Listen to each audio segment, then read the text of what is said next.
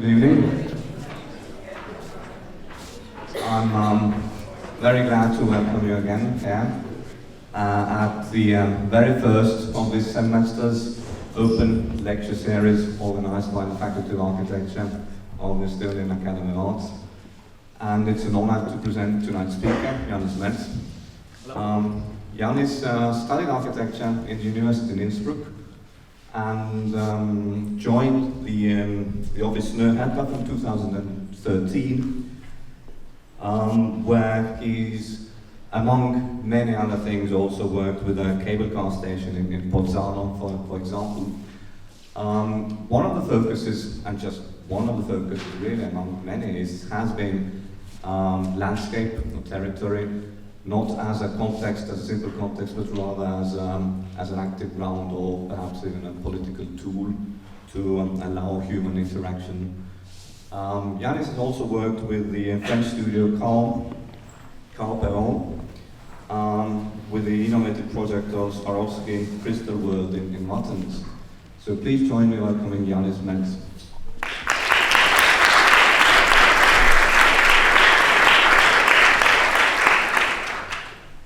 Welcome. My name is Jannis Merz, and like it's already introduced, I work for Snøhetta since 2013 in the Innsbruck-based office, and I'm happy to introduce you into our world. Snøhetta, already the name refers to a landscape element. Snøhetta is actually a mountain in the middle of Norway in the Dovrefjell area. You see this mountain hiding in the clouds in the back of that picture. And it's not the highest mountain of Norway, but it's a mountain with a lot of myth, and people like and tend to talk stories about it. And that's how we also like to see our designs in all kinds of fields. Snøhetta started in '89. I was 3 years by then, and since then they grew. They grew over the last 25 years globally, and have their main studios, their mother studio in Oslo and the other one in New York, and opened up frequently new spots in San Francisco, in Innsbruck, in Singapore, and in Adelaide, all specifically opening up for new projects. Snøhetta is an interdisciplinary company. We are not only architects, we also have a lot of landscape and interior architects in our team, as well as the brand design institution, which we really gain a lot from. We are, of course, quite multinational, and the way we like to work is in a flat hierarchy. So we see each other in one big space, spread it out, not via project groups, but completely divided in the space. So what happens if you don't sit in the group which you work with all the time is that the exchange and the discourse in the office automatically has a big impulse in the office. So discussing and transferring information from one project to the other to different persons is a vital aspect of our everyday life. So when you are visiting an office of Snøhetta, the everyday life looks kind of like that. There is no private, or there are only meeting spaces which are divided in the space. All the others are basically one open space. Like all the partners, everybody sits next to each other. If you want your silence, you need good headphones.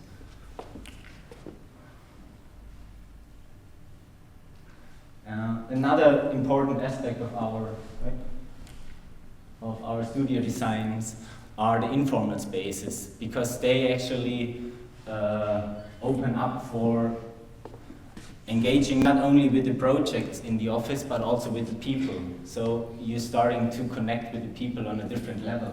And this also opens up a way of working together where you can then broaden your ideas together because you know the people. And this also not only for the employees, also for clients. It's important to break down barriers. So we have our Monday meeting every week, and during those Monday meetings, we discuss everything, like from private issues, like somebody's getting a child, birthdays, weddings. All of this is being announced. Of course, also the actual state of projects.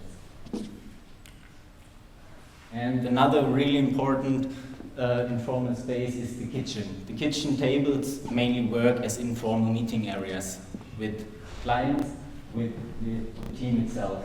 And from 12 to 1, there is the lunchtime, and you are happy to go to the lunch table whenever you want.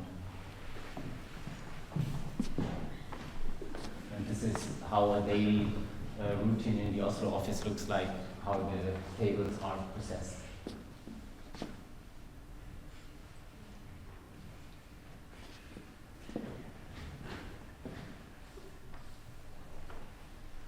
So it's getting close to 12. All the people are eating.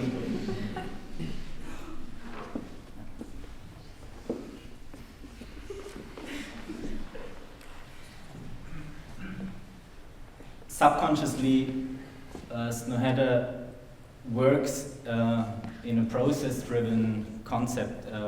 We were never really aware of what we do, but it somehow worked. And together with a research institute in Oslo, they actually underline this process with 10 categories.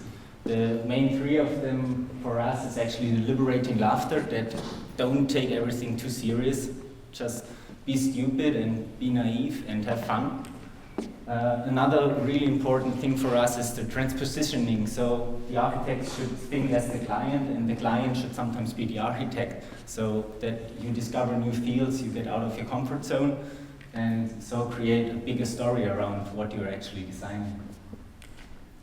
And another really important thing for us is the physical aspect of our job, so that we don't only think with our head, so be active with the whole body, because we are actually physically moving through space, so it's important to get physical. And we like to do this in workshops with clients in the office, but we also like to do it during our gathering every summer.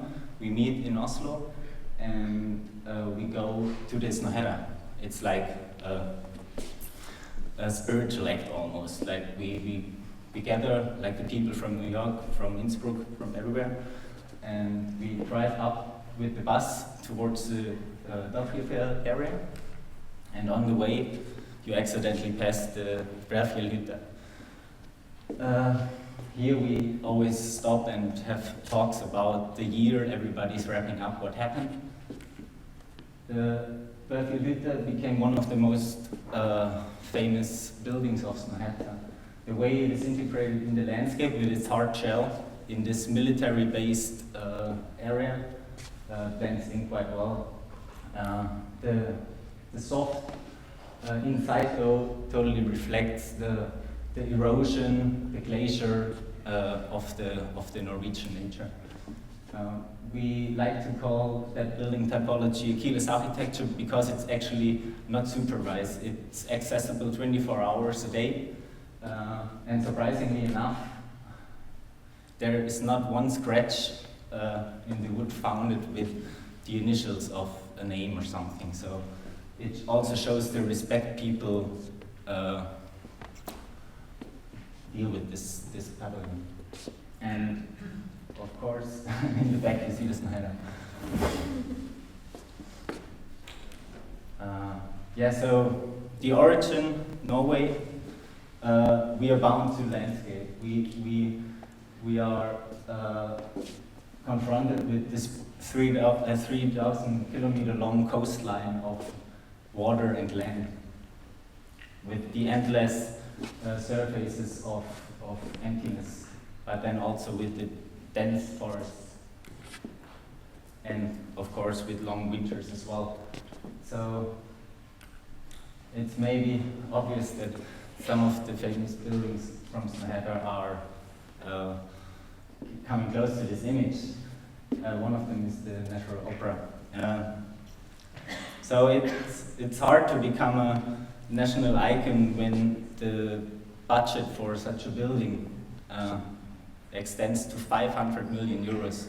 So the public was really critical about, you know, building a building in the Oslo center, which has only an impact on a really small percentage of society. It's a high culture which is interested into ballet and opera. It's about 5% maybe. So what was the idea? To wrap this whole program, which they actually asked for, up into a public space, so that each individual then can, in a way, explore the building and interact with it the way they want, not only perceiving the program which they asked for. And by doing that, you automatically opening up the building to a broader audience, even to the kids, and you increase, of course, the chance that the interest of people in opera and ballet grow at the same time. The reason why the roofscape, the public space, which is going over, under, and into the building, could be realized like the way it is because it's an art piece. It was developed by 3 artists. It was Joren, which is actually the wife of Kjetil Thorsen, and Kalle and Christian. And they had this idea of this ice flow disturbing the main surface of the building, of the big structure. People ask, why do you use white marble from Italy? We got the marble from Carrara, which is a famous town in Italy for marble. And it's obviously a good question to ask, but the answer is quite simple as well. It's wet a lot in Norway, and every local stone is getting gray as soon as it's wet. So the decision to go for marble, which is coming from Italy, was then made, and it was probably a good choice. So here you see these enormous marble blocks, how they get cut out of the ground. And in the detailing, it's really interesting how the tiling layer is separated from the geometry of each tile, of each stone blade. So here you can really see the one material, which surfaces are treated in a different way. Like some are milled, some are polished, some are structured with stripes. So using one material, a classic material like stone, and then structuring it with a high technology strategy is quite common, like also in the Berghelvita. And yeah, since its opening, it became one of the most favorite places for the inhabitants of Oslo, but also, of course, for visitors. It became a national icon, and it's occupied by the people every day, no matter if it rains or if it's sunny.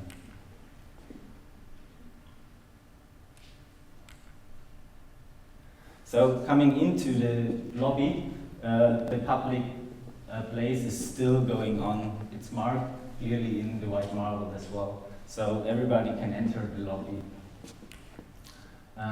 In the lobby, you approach a big wooden structure wall, which clearly marks not only the private and the public, but also the line between land and water. This is actually the old coastline in the harbor as well. And the further you step into this private space, the more enclosed the spaces get, because it's now all about having a good acoustic and for the performances. So going through this wooden structure out of oak, you end up in this really beautiful opera hall, also out of oak, smoked oak, which is perfectly orientated for acoustics, and the audience is really enjoying the performances. But more important is actually the public audience of that building. So every summer, when they build up a stage in front of the opera, the complete roof is accessed by the public.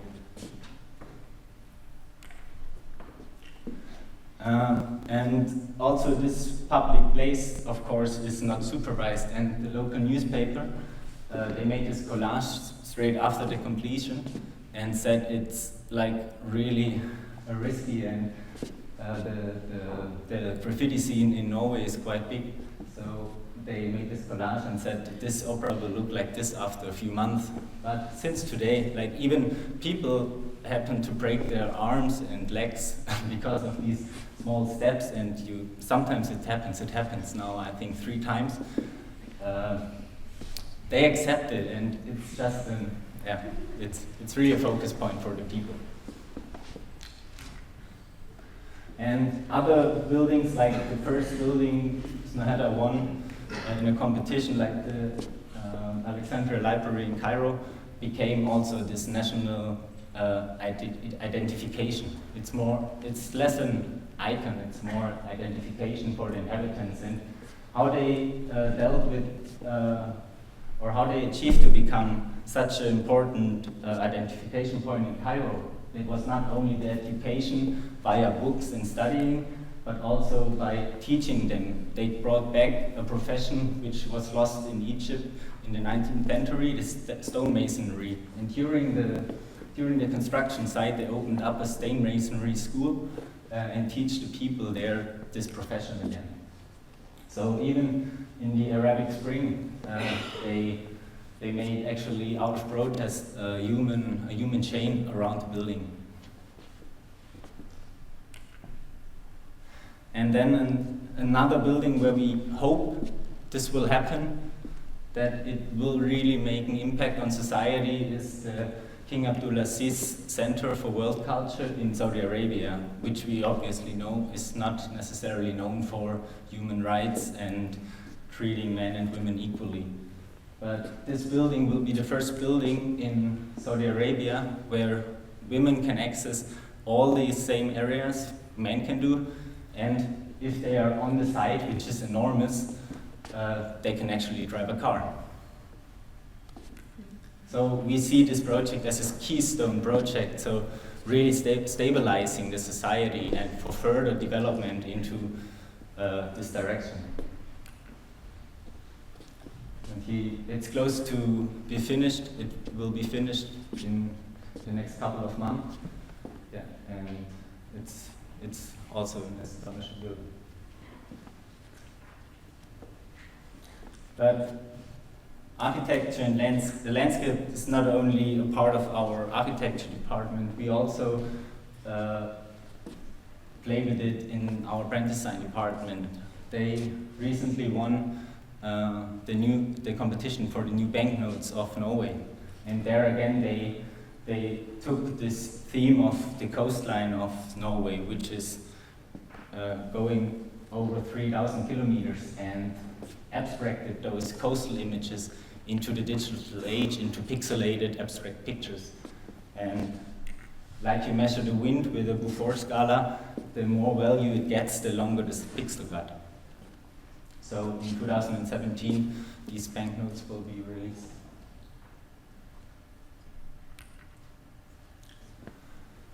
One of the most recent projects we are working on in Innsbruck is the cable car station in Bolzano, which is only an hour away from Innsbruck by car into the south. It's in South Tyrol. And the special task the special element in that competition was the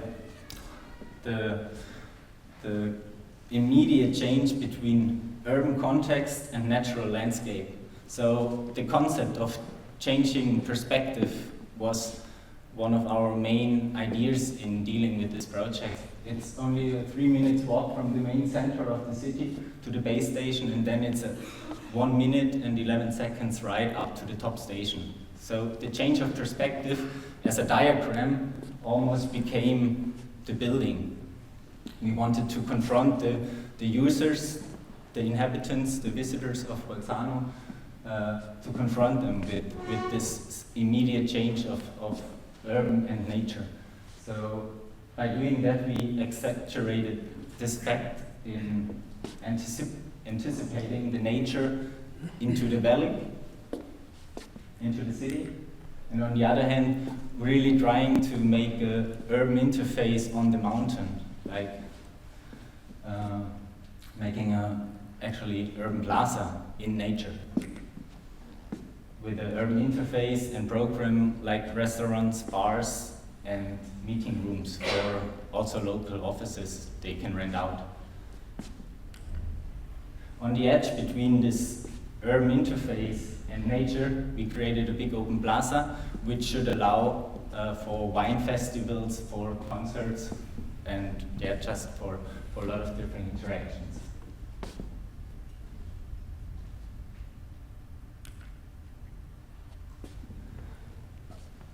A recent building as well, which was done in New York, is the Ryerson University Student Center in Toronto, which is declared more or less as the library of the 21st century. It's a library and it doesn't have any books, because in the 21st century you get the access through digital media. So it was really driven forward thinking, and by now it's clear that it was a good decision to do that. And on the other hand, this building in the back is the main library of Toronto, which has obviously all the books. So the program was thought of being collected into one big space. The plot itself, though, allowed only a vertical arrangement of these programs, and by just tweaking and opening up these different programs towards the streets, towards the city, and towards the sky, they created like different topic and schemes of levels. Every level having their own characteristics, allowing the students to occupy themselves the way they needed. Even at the entrance, it allows you to take a rest or follow that blue metal ceiling into the lobby. From the lobby, you have the chance to choose the direction you want to go to which space. Either into these few areas where you can actually have proper seating and where it's a little bit quieter, or you are there with a group and you can arrange the loose furniture in the really raw building and occupy the space the way you feel comfortable with. So by the concept of being able to occupy a space with no fixed furniture, this space became really popular in Toronto by now. And all the students are seeing this library more as a social and public area, where they can actually just meet and commute in a consume-free area. And yeah, it's starting to have breakdance performances, rehearsals for theaters. So it's really broadening up the window of being a library in the 21st century. Being contemporary also then means being present in the media, and it's really well received in the whole world. And also because of the target group, it obviously is shared on the social media like no other project so far actually.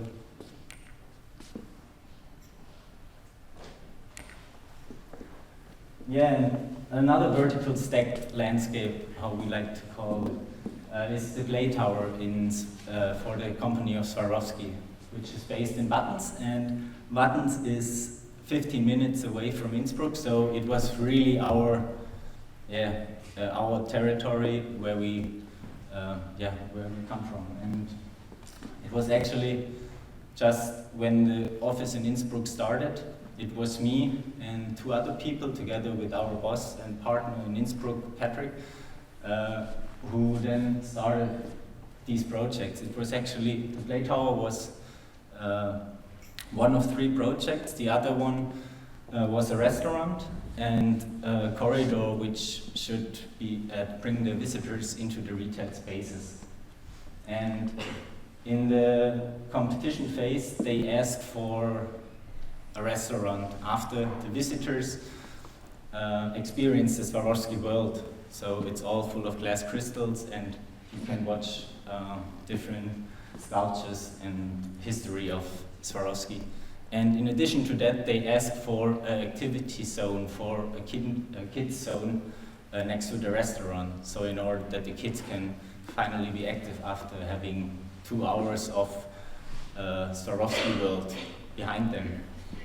But what we did, we actually created a play world for the kids. We said it's going to be really important to focus on the kids. Like, if they are having fun, the people are having fun. So it's a value for Swarovski which will pay off in the end, also from this point of view.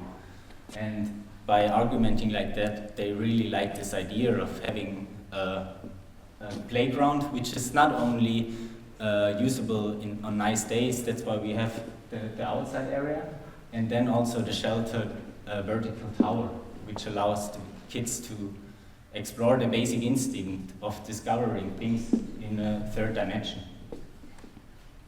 the whole year round. Yeah, so this was the vision, and the vision was about to be built, and so we had this stacked vertical landscape with different themes like probing, swinging, jumping, even hovering above ground, like in the sky. Those were the themes we had for this tower. And the vision was somehow looking like that. And the final result then came really close to that. So every day this tower is occupied by the kids, even by the parents, to be honest. And yeah, it's a full success for the Swarovski crystal world. The final result, shows it here clearly. The climbing net you see in the left corner, I go actually back.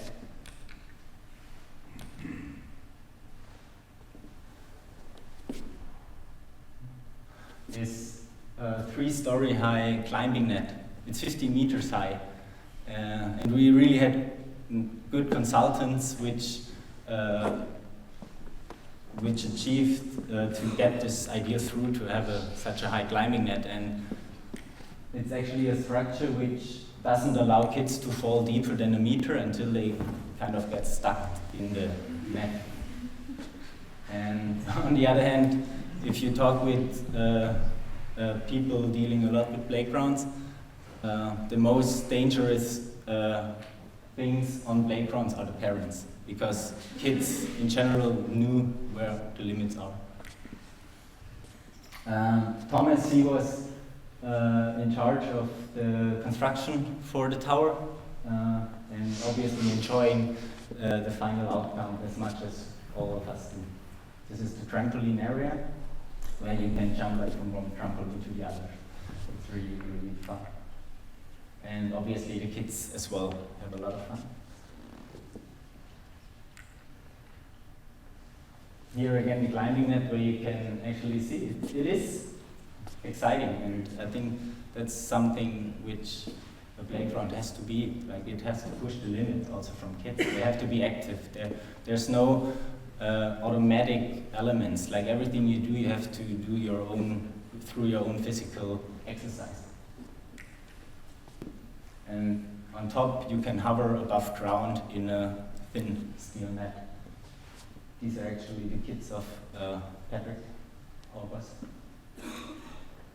And if you crawl underneath the outside playground, you can find yourself in this irritating mirror cabinet, which is really nice as well.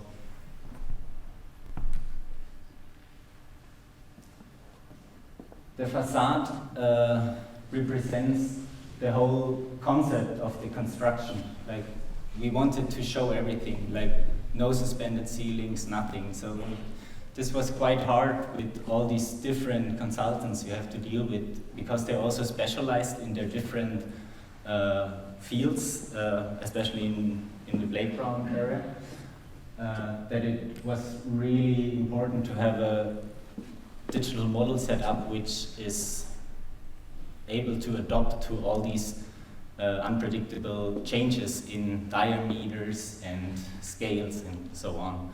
So the whole model was parametric setup, but only to be able to also justify the complexity of this building. Because if you would have done it analog, it would have been you had to have so many compromises during the building process that it's sometimes hard to justify maybe a complexity like that in a building. So from the general shape, we had the façade hull. It's actually 160 glass panels, all planar, all different. So if the guys from the HVAC, for example, needed a different diameter in the heating, the walls had to be moved 5 centimeters. So if doing that analog by hand, you can do it, but it's almost impossible.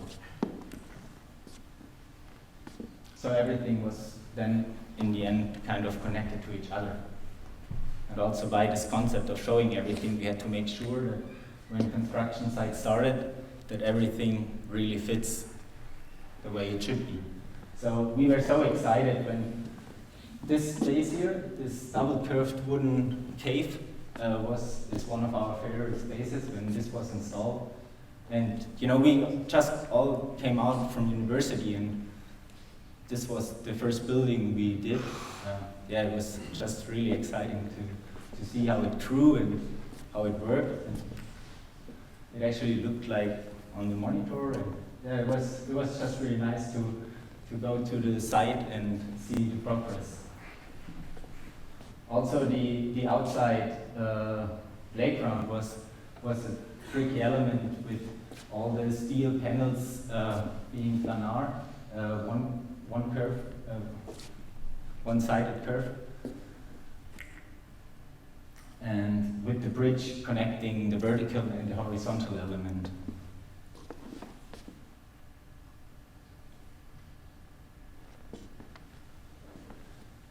So from a fire protection point of view, it's maybe interesting as well.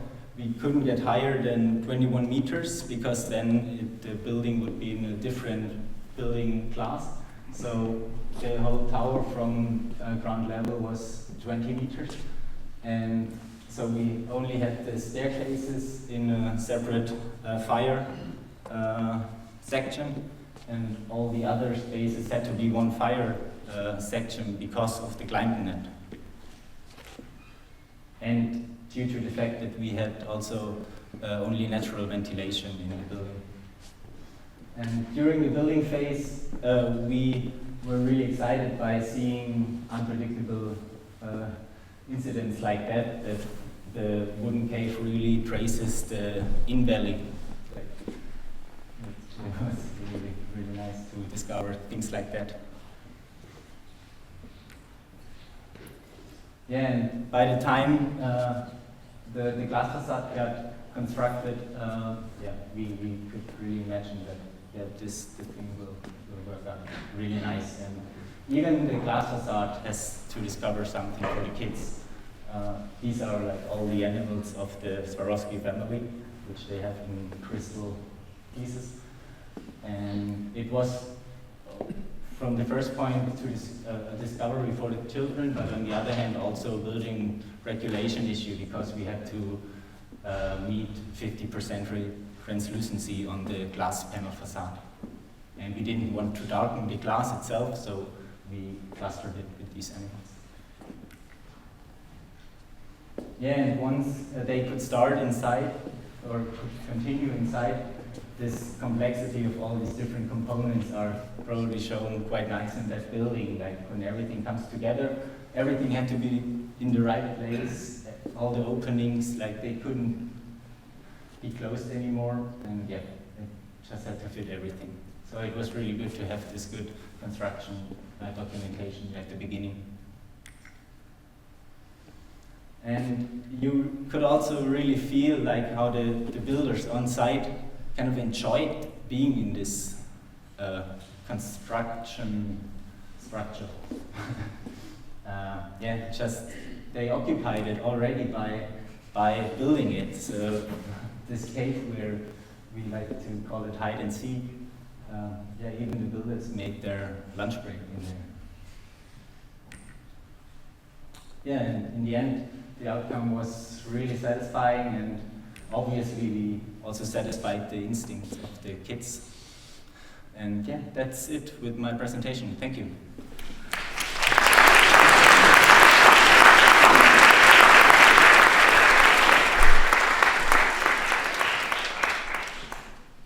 Thank you so much.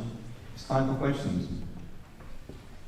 I can start perhaps with a very general one, where you explained in the beginning the ingredients of Snøhetta, that it has grown to something much wider than an architecture office, and having even branding department there.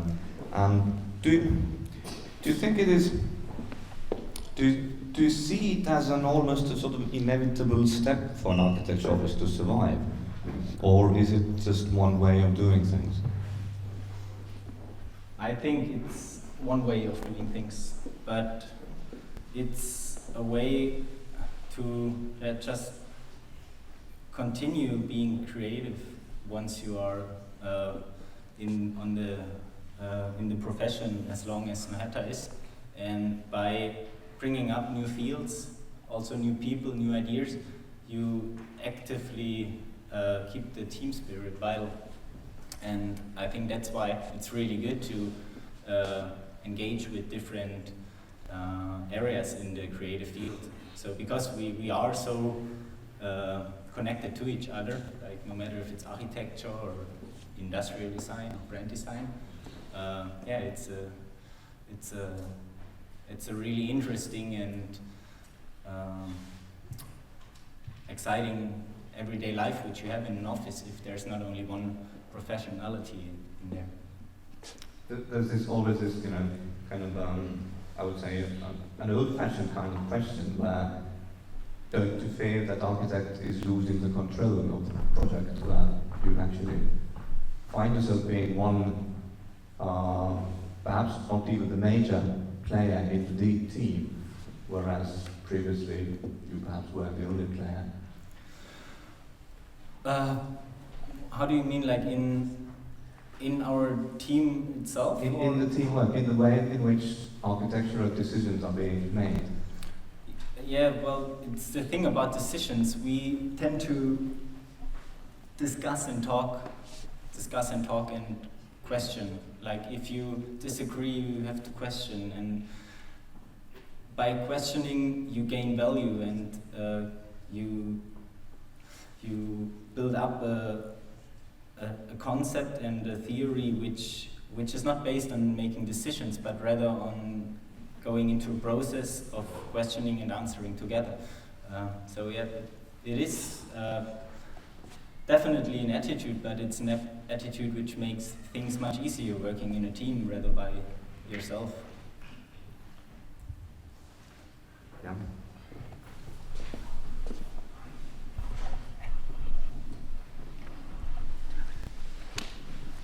Hi. I'm wondering about this kind of general guiding principle that you seem to have in Snøhetta about this integration with the landscape and kind of interaction with public space and landscape. Is it just on the abstract level of a general principle, or you also try to consciously kind of accumulate and gather more specific guidelines and ideas about how to actually realize it, and the kind of experience you get from each project about how to do this integration in practice? Do you kind of try to build up a theory or a handbook or something? Or no, not at all. It's actually completely the different way around. I think there's for us no need to consolidate that in a definition of what is for us landscape topographies, but we use the word landscape in a lot of different ways, but definitely in the way that a landscape is broadening the actual program over its boundaries around, and I think that's a common understanding of how we treat this term. And then, of course, on the other hand, but we don't see the necessity for consolidating that into academically accepted world. Thanks.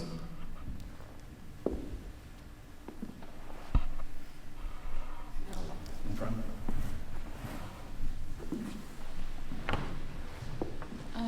I have a question. Has something in your projects gone terribly wrong? And if so, what was it and how did you solve it?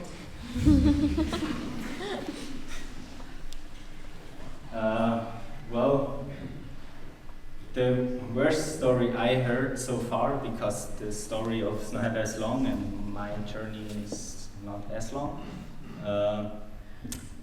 it's the thing about the Snøhetta actually. It's not a secret because of the video, but they made a. It wasn't a fault from our side in the end. They made a calculation offer. It was actually a shipping wharf who constructed the timber, and they completely discalculated. And after the project, they were broke. So it's weird to have this pavilion, which is really representative for the office, and it has its right to be there. But then on the other hand, you have this story with this company going broke afterwards. And there's a more refreshing mistake. The retail corridor, which we designed for Swarovski, it was actually more a sound installation which led visitors into the Swarovski world without experiencing the main exhibition. So they were led through this corridor, which was completely dark, and the whole construction was made out of hundreds and hundreds of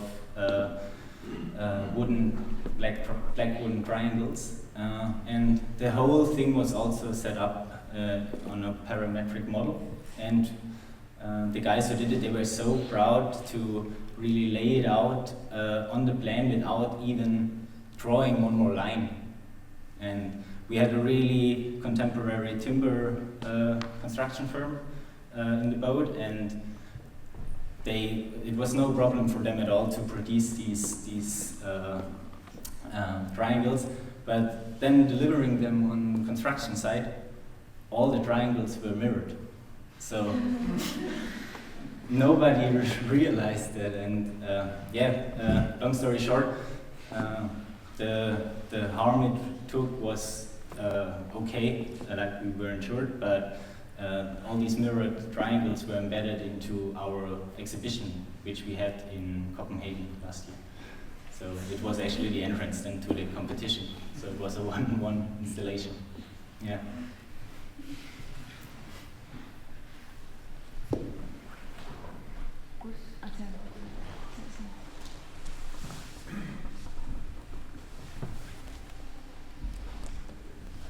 Hello. I have a question about the playground and the playhouse. You said that you designated, I understand, the ground for the kids, and adults are also using it. Do you see that you would do something different when you would designate something like that for an adult? Are there any similarities with kids, or are they different, or is it when it's good enough for kids, good enough for adults, or what are the relations?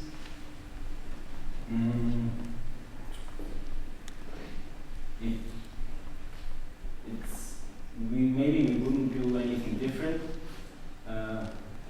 but it's then still the question if it would still be called a playground, doesn't happen that often. But no, from the experience we have in the play tower, definitely not. Maybe you have to choose different scales for certain elements, but in one way it's really working for adults as well. So definitely. the kids and the adults can play in the same room? Yeah, sure. They immediately start. Because the parents are often scared when the kids climb up the net, so they obviously have to climb up. Yeah, so now why do you think there aren't more of these kinds of structures and more landscapes for adults to play around? Yeah, well, I think it's more also an attitude from the adults, how they see themselves, or are they allowed to do this, for example. I had this discussion with Sille when we walked through Tallinn today, and I said, that's a really poor skate park. Like, I love to skate, and I don't see myself, being joyful in everyday life. Like, people say to me, come on, you're 30, why do you still skate? It's also an attitude I think you yourself have to transport, but of course the environment and interventions like that can activate such impulses. And definitely would be worth exploring that more in urban context.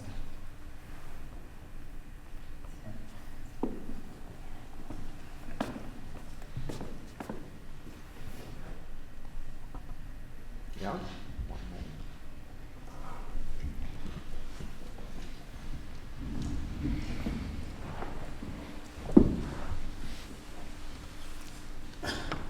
I've asked a lot of questions today already, but I guess that would be another one in terms of the formal investigation versus the social agenda, because we tend to go either or. Is it like really social and there's no form embedded that would emphasize it or change it, or is it really only form driven and then the function is secondary or not there at all? So how do you imagine finding have you managed so far to find like the midway and not really care that like the straight wall would be, I don't know, cheaper or more efficient than the one that would be slopey or bended, etc.?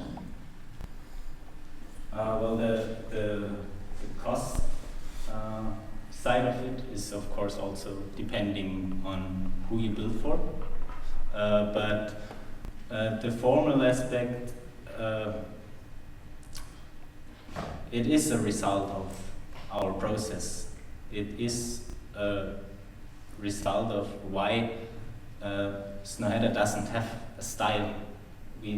There is no formal characteristic which describes our works. So it's definitely an outcome which comes from the discussion and the internal organization of things. But of course, we think it's important that the formal outcome is as well as attractive as the metaphysics of a building. So it goes hand in hand. Does that satisfy your question? Mm-hmm. I just wanted to point it out generally as well, that you don't need to build a box in order to have a building. You can have like whatever formal investigations as well as the social ones. Yeah. And that's like it's really visible on your projects, and I just want to like point it out. Definitely it is like that. But if a box suits, and if it's not, it's not. There's no limit to the formal outcome. There's really not a receipt like how we treat it, but we treat it with, we're trying to generate clear concepts. They're super simple, they're super clear, they're super straightforward, and out of that, I think we achieve what we are known for with a lot of projects we realize. And it's interesting how fast you adopt to the spirit when working for Snøhetta.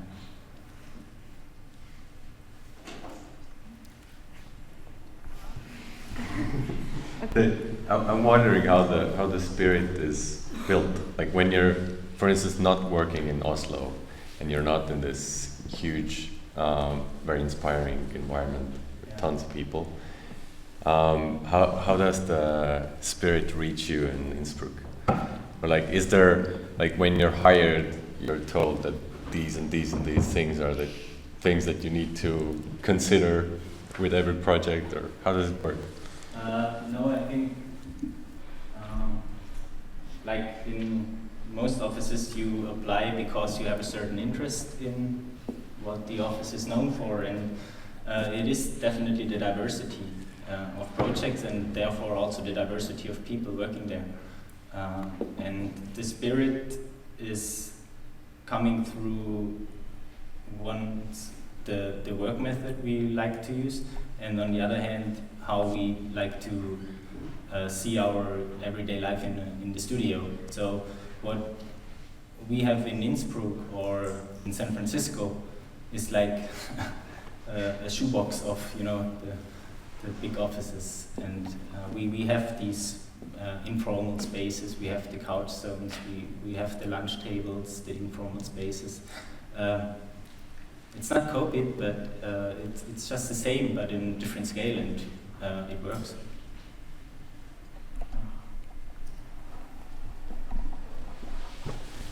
Okay. So, what's your way of working when it comes to research and actually, like, who do you talk to? Do you ask to?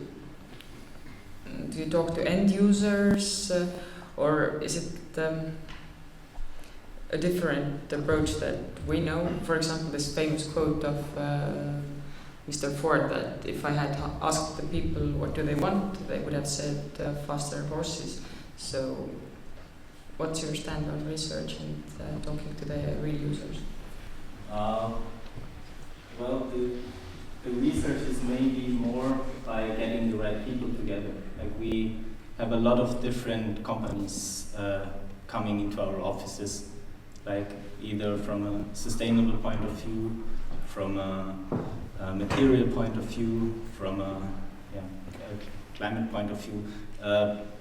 It's more like being the curator for new ideas, but yeah, we have our own research department for zero energy buildings, where we now already realized 3 of them, 2 single family houses and 1 refurbishment of an office building, and it really concentrates on all the gray energy for producing the materials and also for the recycling afterwards. But in general, no, I think like we like to treat it in our internal processes, we try to create teams building up rather than researching it in-house. Yeah.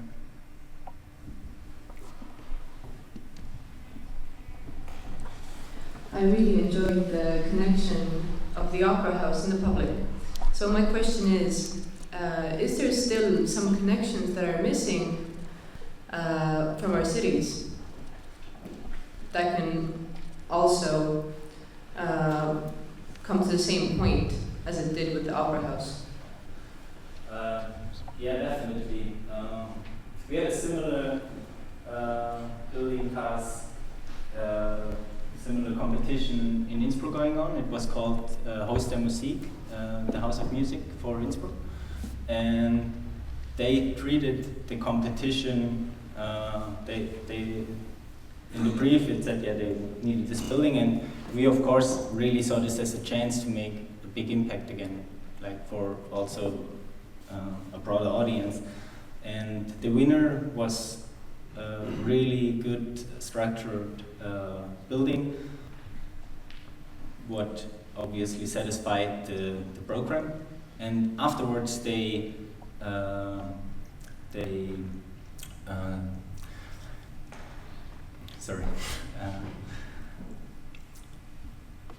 had a landscape competition going on. So, you know, such a really important impact, or urban impact on a city with this building is treated differently to the public space. So it clearly marks a lack of understanding also from municipalities of how to deal with that.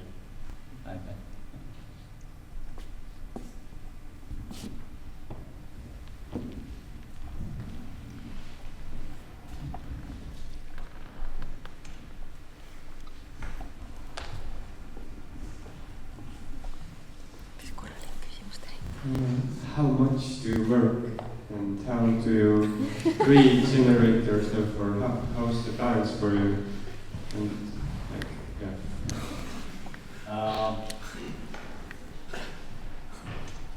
So we get the work done. No, seriously, we don't appreciate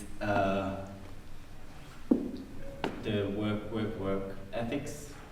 We tend to have a either work family life or a work and leisure life, and so it's intense from time to time, but in general we tend to have a good work ethics to that, and it starts from, of course we have a hierarchy, but it starts from the partner showing you, hey, go out, do stuff, like don't sit in front of the computer the whole night, you know. It's you find solutions outside of the office, often better than inside. Or you refresh yourself. So yeah, of course, like we are doing a lot of competitions, we're trying to keep the hours low, but this is then also resulting in a long period. So yeah, but it's really nice. Thanks.